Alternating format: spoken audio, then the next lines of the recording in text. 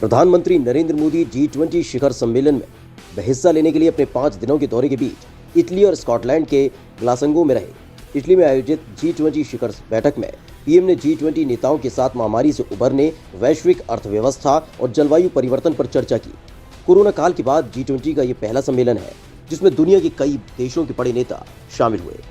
PM ने दुनिया के ताकतवर देशों के प्रमुखों के सामने भारत की ताकत का एहसास कराया।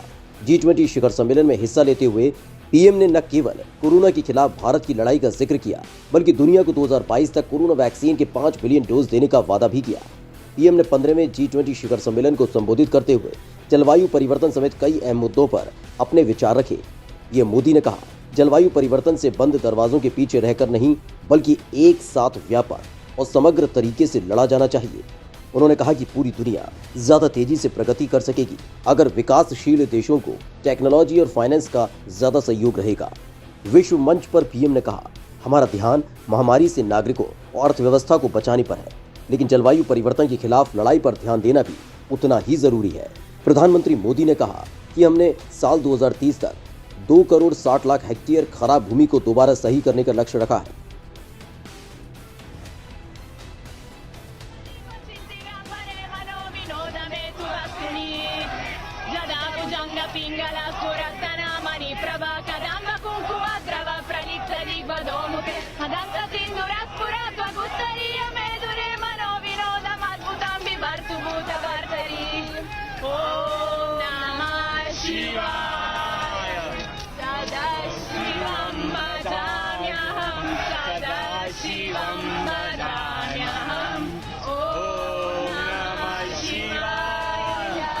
भारत माता की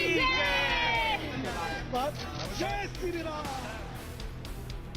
G20 शिखर सम्मेलन को संबोधित करने से पहले पीएम ने कैथोलिक चर्च के प्रमुख पोप फ्रांसिस से भी मुलाकात की।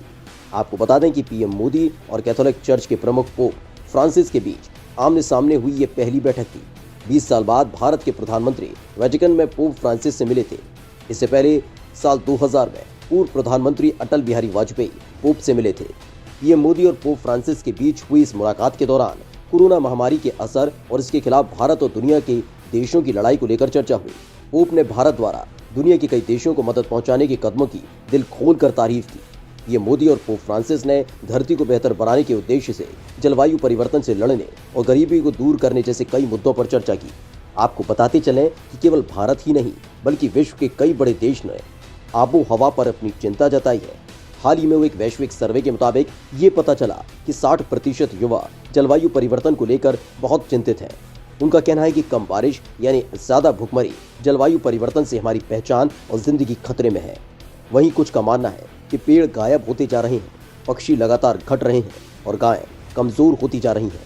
फिलहाल जलवायु परिवर्तन पर विश्व के सभी देश इसलिए चिंतित नजर आ रहे हैं कि जलवायु परिवर्तन का असर मनुष्यों के साथ साथ वनस्पतियों और जीव जंतुओं पर भी देखने को मिल सकता है। पेड़ पौधों पर फूल और फल समय से पहले लग सकते हैं और जानवर अपने क्षेत्रों से पलायन कर दूसरी जगह जा सकते हैं। ब्यूरो रिपोर्ट, माई भारत।